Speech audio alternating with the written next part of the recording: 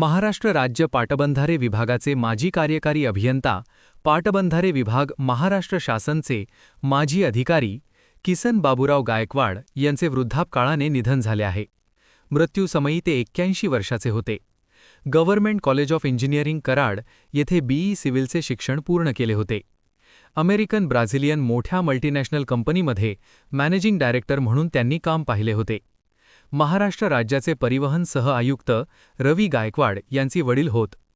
त्यांचे पार्थिव सोलापुरातील आंत्रोळीकर नगर भाग 2 येथील निवासस्थानी ठेवण्यात आले होते. त्यांची अंत्ययात्रा सकाळी 10 वाजता निघाली.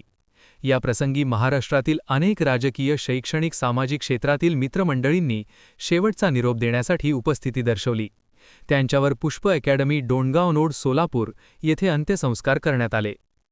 बंधुप्रेम न्यूज चॅनलला लाईक, सबस्क्राईब व बेल आयकॉन दाबायला विसरू नका. धन्यवाद.